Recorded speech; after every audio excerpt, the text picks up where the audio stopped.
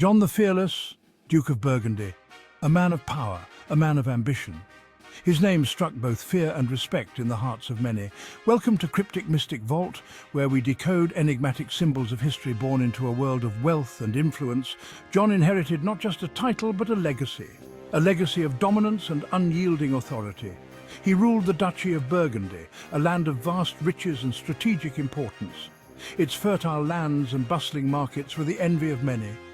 His ambition was a force of nature, his gaze fixed on expanding his power and influence.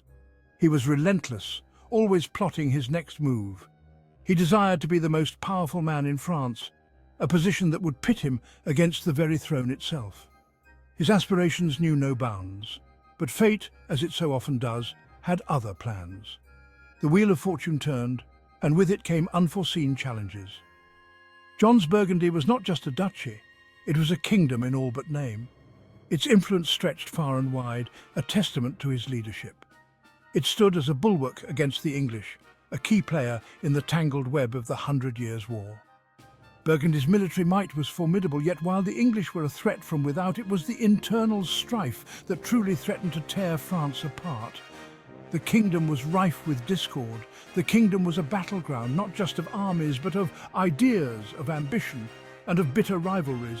Every noble had their own agenda. The King of France, Charles VI, was a shadow of his former self, lost in the depths of madness.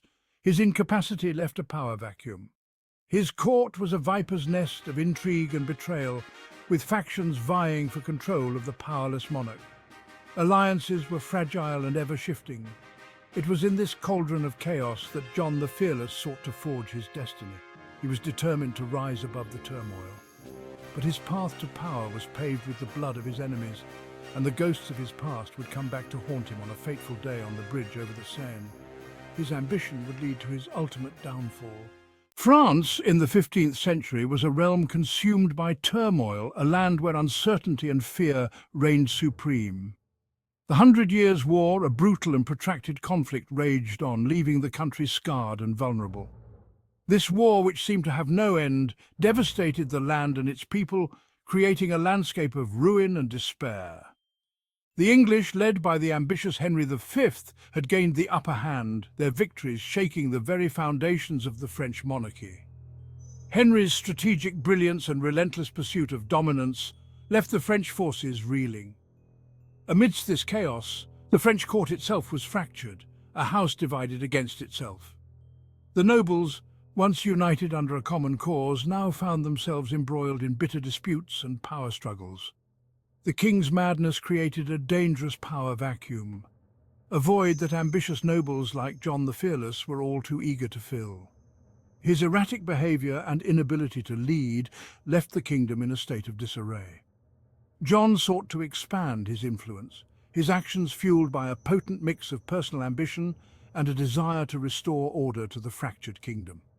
He saw himself as the saviour of France, the one who could bring stability back to the land. But his rivals saw him as an opportunist, a threat to the fragile balance of power. They viewed his actions with suspicion and fear, believing that his rise would only lead to further chaos. The greatest of these rivals was Louis, Duke of Orleans, the king's brother. Louis, with his own ambitions and a strong following, was determined to counter John's influence. Louis, charismatic and popular, represented a direct challenge to John's ambitions. His ability to inspire and rally the people made him a formidable opponent.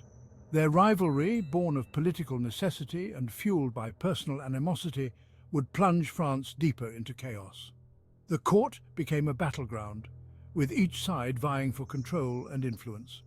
The conflict between John the Fearless and Louis of Orleans was not merely a clash of personalities. It was a struggle for the soul of France.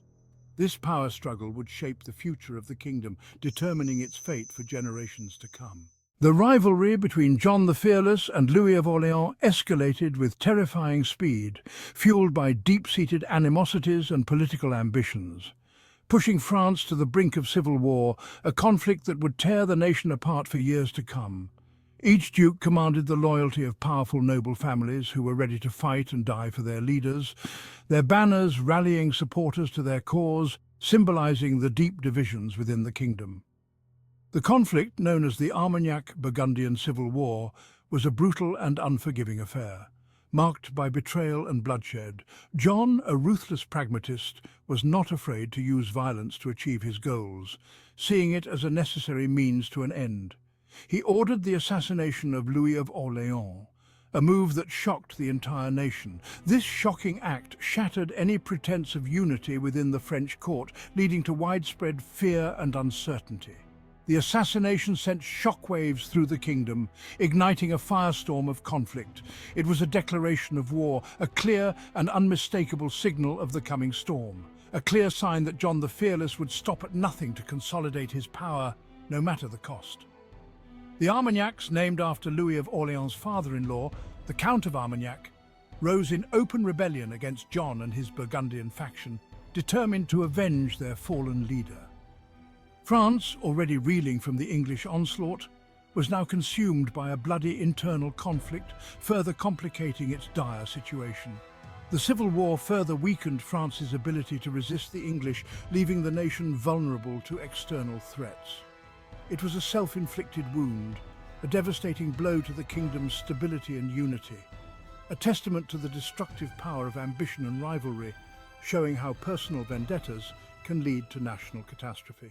Imagine a world where the assassination on the bridge never occurred, and the Armagnacs and Burgundians found common ground. In this alternate timeline, France's political landscape would have been drastically different.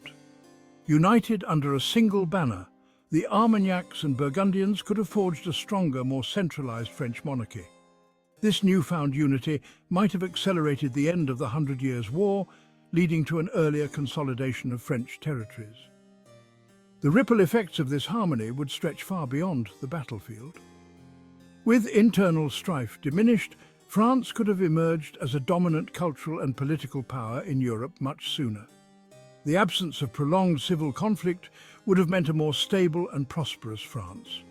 The Renaissance, a period of great cultural and intellectual awakening, might have been influenced by a more unified and powerful French state. This stability could have fostered an environment where art, science and philosophy thrived, potentially altering the course of European history significantly. In this alternate history, personal vendettas would have given way to collective ambition, showing us a glimpse of what might have been.